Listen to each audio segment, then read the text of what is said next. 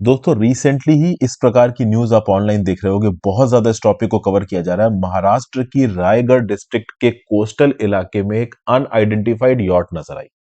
Problem एक और बड़ी ये थी कि उस यॉट से 3 AK-47 राइफल्स मिली है, इसकी गोलियां मिली हैं, कुछ एक्सप्लोजिव्स मिले हुए हैं। तो बेसिकली वैसे तो देखा जाए तो जब भी यॉट वगैरह चलती है तो उस पे किसी भी बोट पे थोड़े बहुत एक्सप्लोजिव्स रहते हैं अपने आप को प्रोटेक्ट करने के लिए। इस यॉट पे भी पाए गए। प्रॉब्लम ये थी कि ये यॉट इंडिया में रजिस्टर्ड नहीं है। इंडिया के कोस्ट गार्ड को इसके बारे में कोई भी प्रायर इंफॉर्मेशन थी नहीं और इस यॉट पे कोई था भी नहीं। तो जब तक अथॉरिटीज का इसके ऊपर ध्यान आया, पहला दिमाग में तो अथॉरिटीज के ये गया कि कहीं कोई आतंकवादी तो इसके थ्रू नहीं आ गए। होता है ना भाई, हमारे यहाँ पे कितने खतरनाक मुंबई टेरर अटैक्स हुए हैं और एक खाली यॉट आपको मिल जाए। वैसे तो इस यॉट को फिशरमैन ने पकड़ा, बाद में अथॉरिटीज को बताया गया, अथॉरिटीज यहाँ पे आई। अथॉरिटीज को 3 AK-47 मिली। तो अथॉरिटीज के दिमाग में तो सबसे पहले ये आएगा ना कि हो सकता है भाई ज्यादा AK-47 आई हो, कुछ आतंकवादी लेके 47 घुस गए हो अंदर और यहाँ पे 3 छोड़ गए हो चूंकि उसको कैरी ना कर पा रहे हो। तो इस प्रकार के सारे एंगल्स को यहाँ पे खंगाला जा रहा है। हालांकि इनिशियल इन्वेस्टिग और पूरा, अब मैं बता दूं, MLA हो चाहे डिस्ट्रिक्ट मजिस्ट्रेट हो चाहे पुलिस हो, सब लग गए हैं। एंटी टेरर स्क्वाड को यहाँ पे बुला लिया गया है, इन्वेस्टिगेशन एजेंसी सब यहाँ पे पहुंच चुकी हैं। NIA को भी शायद इन्फॉर्म कर दिया गया होगा। क्योंकि देखिए कोई भी चांस नहीं लिया जा सकता। जन्माष्टमी से एक दिन पहले ये घटना हुई है, फेस्टिवल सीजन आने वाला है और जो मुंबई में हुआ था 26/11, उसके बाद से तो देखिए हम कभी भी इस प्रकार की एक्टिविटीज को इग्नोर नहीं कर सकते। अब समझते हैं हुआ क्या है। यॉट, यॉट मैं बता दूं थोड़ा धीमे चलती है। लग्जरी के रिस्पेक्ट में यॉट को ज्यादा समझा जाता है, हालांकि ये उतनी बड़ी यॉट भी नहीं थी।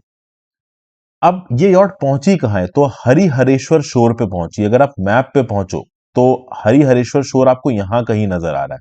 ओके, इस शोर को अगर मैं जूम आउट करूं तो ये आप कह लो मुंबई से 200 किलोमीटर दूर है, पुणे से लगभग कह लीजिए 170 किलोमीटर दूर है। अगर आप नॉर्थ में जाते जाएंगे इसके, तो आप पहुंच जाओगे नवी मुंबई। ओके, और नवी मुंबई के JNPT पोर्ट के काफी पास है ये जो कुछ भी हो रहा है। आपको यहाँ पे मुंबई नजर आ रहा है, इसको अगर यहाँ पे आप जूम इन करते हो तो यहाँ पे नवी मुंबई दिखेगा। नवी मुंबई में आता है आपका JNPT पोर्ट। और JNPT पोर्ट एक ऐसी सेंसिटिव लोकेशन है जहां पे कोई टेरर अटैक प्लान किया जा सकता है। तो 200-250 किलोमीटर के रेडियस में एक अनआइडेंटिफाइड बोट का आना जिसके ऊपर एक्सप्लोजिव्स लदे हुए हैं, ये अपने आप में एक टेंशन देने वाली बात है। हालांकि इनिशियल इन्वेस्टिगेशन के बाद यह पता चला है कि ओवरऑल ये जो बोट है ये बनी ऑस्ट्रेलिया में, मेड इन ऑस्ट्रेलिया है, लेकिन ये रजिस्टर्ड थी यूके में। इसकी जो ओनर है एना लॉन्डरगन, ये एक ऑस्ट्रेलियन सिटीजन है। बोट का नाम है लेडी हैन। और ये जो ऑस्ट्रेलियन सिटीजन है हैना लॉन्डरगन, जिसकी ये बोट है, जिनके नाम पे ये बोट रजिस्टर्ड है, इनके हस्बैंड है जेम्स हार्बर्ट।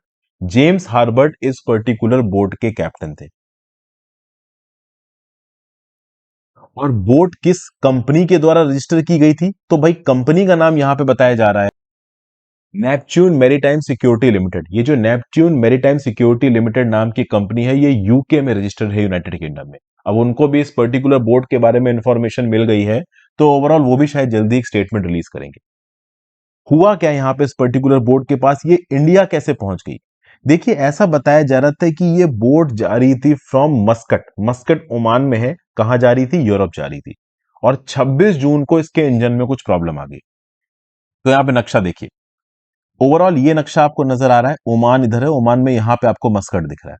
तो ये जा रही थी ओवरऑल ओमान के कोस्ट से, साउथ से होते हुए, यमन के गल्फ ऑफ ओडन से होते हुए, रेड सी क्रॉस करते हुए, मोस्ट प्रॉब्ली सुएज कैनाल को क्रॉस करते हुए मेडिटेरियन सी में जाके यूरोप पहुंचेगी। जो मुझे रूट समझ में आ रहा है वो यही समझ में आ रहा है।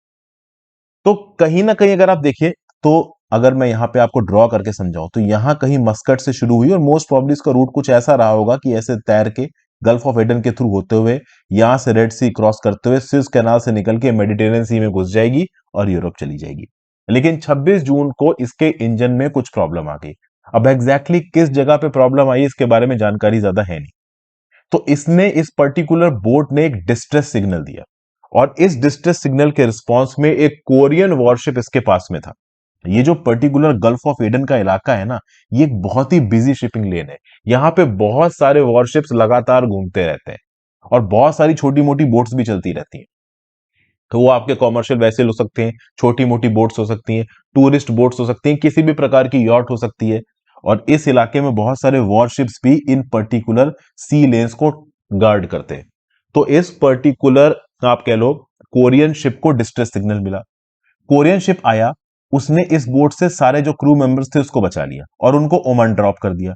वेदर बहुत ज्यादा खराब था, इसलिए समुंदर में उस बोट को टो लेके नहीं जा सके। अभी बोट भी अपने आप में मिलियंस ऑफ डॉलर्स की होती है, महंगी होती है भाई, छोटी मोटी सस्ती बोटें नहीं है ये।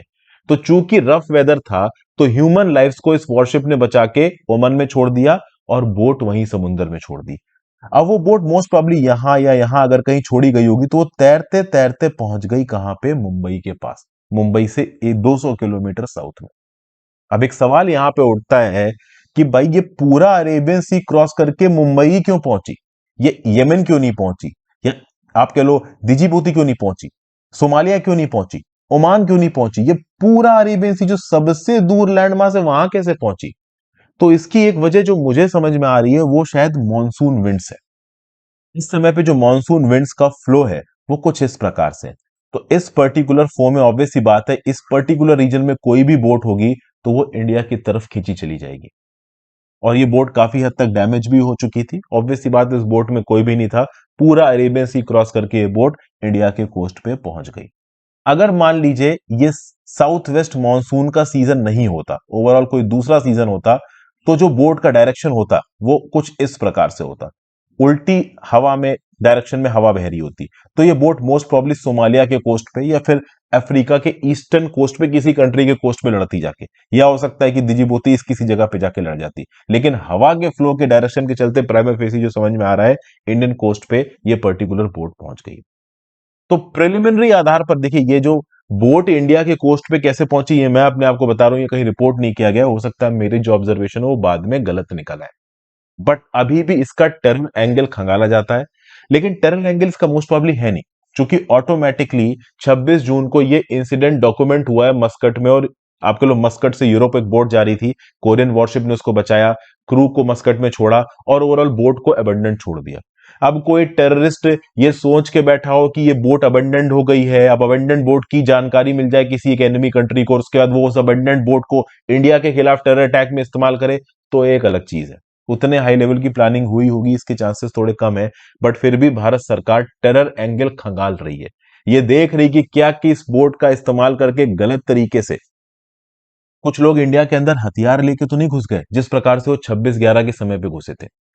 एक और बहुत बड़ा फैक्टर यहां पे उठ के आता है दोस्तों, और ये फैक्टर सबसे ज्यादा इंपॉर्टेंट है, हमारी मैरीटाइम सर्वेलेंस कैपेबिलिटी का कमजोर होना। सोचिए, मान लीजिए एक बोट यहां पे अबेंडेंट थी, वो तैरते तैरते इंडिया के कोस्ट पे पहुंच गई, कहीं पे भी पहुंची, वो कोस्ट पे पहुंच गई, हमारे फिशरमैन को मिली, हमारे कोस्ट गार्ड को नहीं मिली। मैं ये नहीं बोल रहा हूं कि हमारे कोस्ट गार्ड्स कमजोर हैं, बट समझिए, ये जो शोर लाइन है, इसके थ्रू कोई भी एनिमी हमारी कंट्री के बॉर्डर्स तक पहुंच सकता, हमारी कंट्री के लैंड तक पहुंच सकता है। देखिए, कोस्ट गार्ड के लिए पॉसिबल नहीं है इतनी बड़ी, आप कह लो, सी लाइन की लगातार सर्वेलेंस करना, बट करनी तो पड़ेगी ही ना अगर इंडिया को प्रोटेक्ट करना है। तो अपने आप में अगर ये बोट तैर के बिना किसी इंडिविजुअल के भी हमारे देश के कोस्ट तक पहुंच पाती है और फिशरमैन इसको पकड़ते हैं, कोस्ट गार्ड इसको आइडेंटिफाई नहीं कर पाते हैं, तो इससे भी इंडिया के मैरीटाइम सर्वेलेंस पे एक सवाल उठता है। क्योंकि कल की डेट में अगर कोई मैंड बोट आती है, अगर एक अनमैंड बोट हमारे बॉर्डर्स तक पहुंच गई, हमारे टेरिटोरियल सी तक पहुंच गई और फिशरमैन ने पहले देखा, कोस्ट गार्ड ने नहीं देखा, तो एक मैंड बोट के लिए उससे ज्यादा आसान हो जाएगा इंडिया के अंदर घुसना। और हमारी मैरीटाइम सर्वेलेंस को इंप्रूव करना बहुत ज्यादा जरूरी हो जाता है, क्योंकि 26/11 जैसे एक्सपीरियंसेस, गंदे और घटिया एक्सपीरियंसेस हमारे पास है। तो इसके बारे में जो भी आपका व्यू पॉइंट हो आप बताइएगा, मुझे जो भी थोड़ा बहुत उसमें रेलिवेंट लगा मैंने आपके साथ डिस्कस किया। Thank you for watching friends, video को लाइक और शेयर कर दीजिएगा, इंस्टाग्राम पे फॉलो कर लीजिएगा, टेलीग्राम ग्रुप ज्वाइन कर लीजिएगा, ज्यादा से ज्यादा लोग सब लेक्चर को शेयर करें। Have a great day.